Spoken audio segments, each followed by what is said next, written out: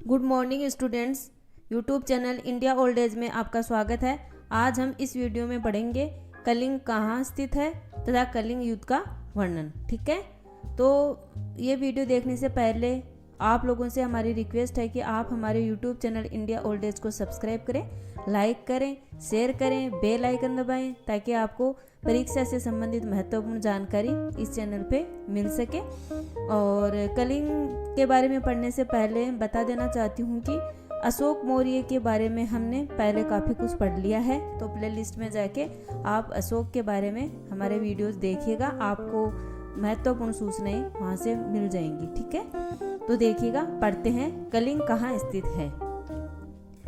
अशोक ने अपने राज्याभिषेक के बाद अपने पिता एवं पितामह की दिग्विजय की नीति को जारी रखा।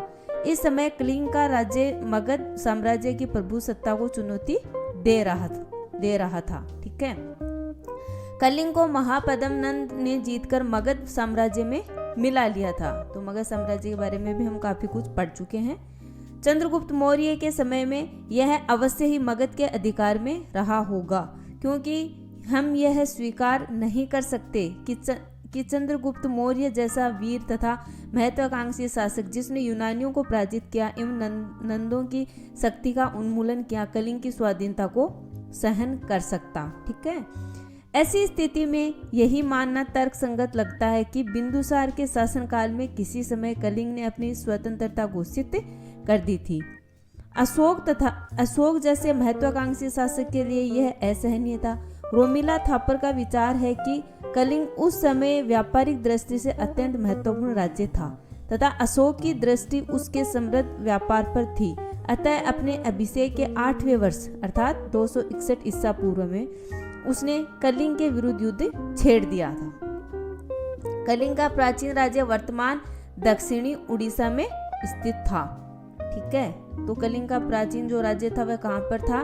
वर्तमान में दक्षिणी उड़ीसा में।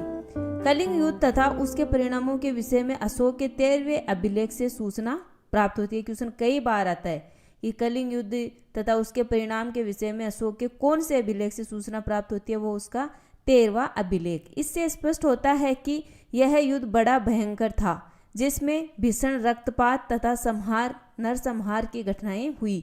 अंततः अशोक इस राज्य को जीतकर अपने साम्राज्य में मिलाने में सफल रहा। 13वें शिलालेख में इस युद्ध के भयानक परिणामों का इस प्रकार से उल्लेख हुआ है। देखिएगा क्या क्या परिणाम हुए थे कलिंग युद्ध के। तो कलिंग युद्ध के परिणाम निम्नलिखित थे। इसमें 1,50,000 व्यक्ति बंदी बनाकर निर्वासित कर दिए गए, 1 लाख लोगों की हत्या की गई तथा कई लोग मारे गए। युद्ध में भाग न लेने वाले ब्राह्मणों, श्रमणों, गृहस्थियों को अपने संबंधियों के मारे जाने से बहुत कष्ट हुआ। अशोक ने इस भारी नरसंहार को स्वयं अपनी आंखों से देखा तो उसको बहुत दुख हुआ। इस प्रकार एक स्वतंत्र राज्य की स्वाधीनता का अंत हुआ।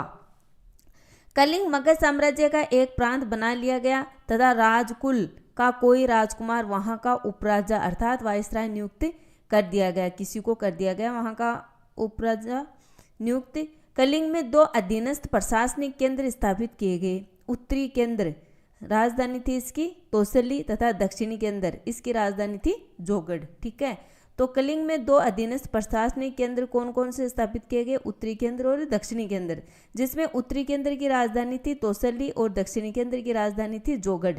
कलिंग ने फिर कभी स्वतंत्र होने की चेष्टा नहीं की। मौर्य साम्राज्य की पूर्व सीमा बंगाल की खाड़ी तक विस्तृत हो गई। यह कलिंग युद्ध का तात्कालिक लाभ था।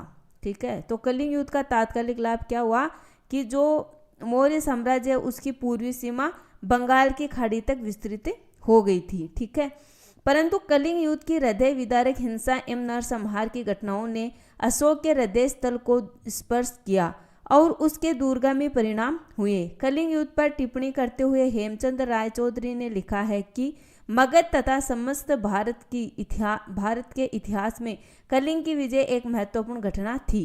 इसके बाद मौर्यों की जीतों तथा राज्य विस्तार का वह दौर समाप्त हुआ जो बिंबिसार द्वारा अंग राज्य को जीतने के बाद से प्रारंभ हुआ था।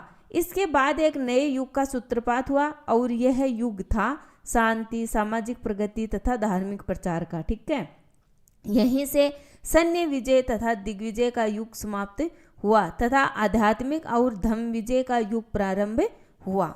देखिएगा, इस युद्ध के बाद से प्रारंभ होता है आध्यात्मिक और धर्म विजय का युग। ठीक है, इस प्रकार कलिंग युद्ध ने अशोक के हृदय में महान परिवर्तन उत्पन्न कर दिया। उसका हृदय मानवता के प्रति दया एवं करुणा से उद्वेलित हो गया तथा उसने युद्ध कार्यों का न करने की प्रतिज्ञा की। अशोक ने यह प्रतिज्ञा की कि मैं अब से कभी भी युद्ध नहीं करूंगा। कलिंग युद्ध के बाद अशोक बौद्ध बन गया और उसने अपने साम्राज्य के सभी उपलब्ध साधनों को जनता के भौतिक एवं नैतिक कल्याण में बांट दिया। तो हमने पढ़ा कलिंग के युद्ध के बारे में, उसके परिणामों के बारे में, और इसमें से एक ने क्वेश्चन पक्का आपको एग्जाम में मिलेगा। तो इसी प्रकार से हमारे वीडियोज आप देखते रहें। यह वीडियो अंत तक देखने के लिए आप सभी का बहुत बहुत धन्यवाद।